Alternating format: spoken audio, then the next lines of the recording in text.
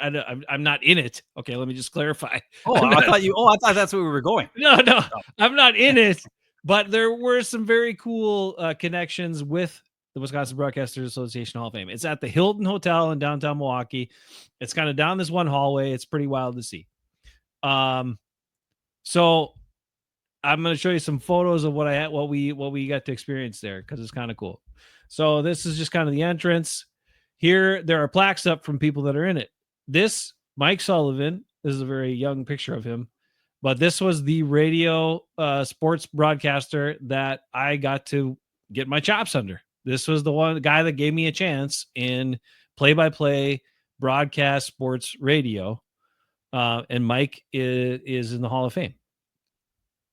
Unfortunately, he passed away this year too. Jeez, all these guys. Yeah. But Mike was a great mentor to me, and also just a dude that gave me a shot when he had no business giving me a shot over anybody else, but he saw something in me and let me call a whole bunch of games for them. Here are these guys. You know them.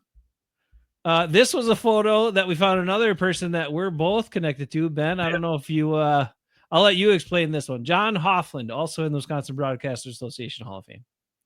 Yeah. So back at the end of my college career and after you graduated, actually, I don't know if it was after you graduated or whatever, but you got a job at TV 13, WEAU in Eau Claire, and you were a videographer.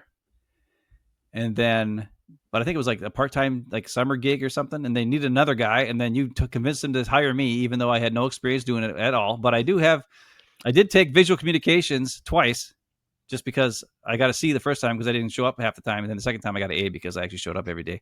I had a history of not going to class, Ekis knows, from being my roommate for quite a few years there, especially when I lived at the Palace. It was bad. But anyways, John Hoffman was the director of WEAU at the time. He's the guy who hired me, and he's the guy who hired you. And then you were also you were a videographer as well.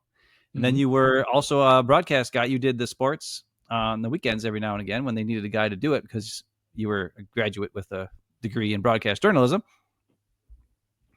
There you go. Jonathan gets Channel 13. No, there you go. Well, this guy, John Hoffman, was the director of WAU for a long time.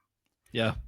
And he was a funny guy. He was a straight shooter. Did not, he'd tell you the way it is. And also a bit lazy, which helped you out because basically I handed him someone to take the job. And he's like, oh, I don't have to look at all these other candidates and resumes and interview people. Sure. Sounds good to me. Yep, and it was great, and it was. I'll say this. I've said this multiple times. It was probably my favorite job I've ever had because every day was different. Because you're always going to a different story, right? And we would film B-roll is what they called it. It was just video to go as the reporters were talking underneath them. And then of course you'd shoot interviews of people and all that kind of stuff. But John Hoffman was a director there for many, many years. A very respected guy, and he's also in that Hall of Fame. So it was very exciting to see that there. So a guy that we both know and worked under. He's passed away, of course, now too, but still a great guy. We got our picture, with him. Yeah, so there we are with the picture with him. Yep. Yeah. Also there is the person who helped me figure out what the hell I wanted to do when I was in college, and that's Henry Lippold. So Henry was one of the most energetic, amazing little guys who I've told this story before and I won't tell it too long, but I'll give you a quick overview. I took my first broadcasting class. I really wasn't sure what I was going to do. I was changing majors and kind of going in a different direction. I took this broadcasting class. He walks in the room and he's this little tiny, white-haired guy. He was white-haired from when he was in his early 70s, maybe even in his 60s. You never knew how old he was because he was 90 something and he looked almost the same. He looked almost the same. Still teaching college. Yeah. But a ton of energy. He actually created the broadcast journalism program at University of Wisconsin Eau Claire and brought it there. He was the one who created it, brought the curriculum, taught it for 30 years. But our first class, he's talking about doing a story, and he's talking about doing video. And he has this old video camera that very similar to the one Dad always had, and would do like, is the red light on here? Is the red light on? Dad would always say that. Just to make sure he was recording. And Henry's like, sometimes, and he would kind of talk in this very energetic kind of suspenseful voice. He'd be like, sometimes you might want to get high shot or a high angle shot, and he like jumped up on the desk, like right in the front row where no one was sitting. No one was sitting there, but he like literally jumped from the floor to desk, like amazing jump. Like it would have been a good RAS score. I bet Henry had a good RAS. I bet. Anyway, so he jumped on there and he's like, "You might want to do that." And he's like, "Or you might want to get a low angle shot." And he dives from the desk onto the floor and like points the camera up at me and was like, "You might want to do that." And from then I was like, I'm hooked. I got to learn from this guy. I'm taking every class he teaches, and that's how I went to get in there. And that's how what led me to my career. But Henry was inducted in 2002 into the Wisconsin Broadcaster Hall of Fame. He's a legend, an amazing human being, and taught you to do journalism with responsibility and respect and truth and all the things that it should be. And so when journalism gets a bad rap, it sure the hell isn't because of Henry, because he taught everybody the right way to do stuff.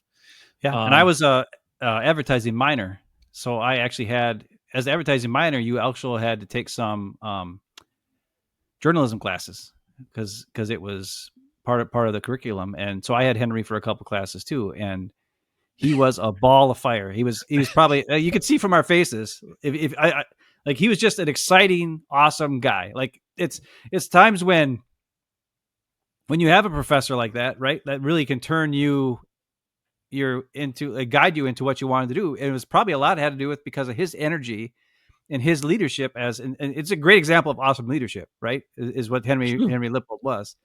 And that's the type of thing, like he's kind of like for football fans, NFL fans, he's probably like the Pete Carroll.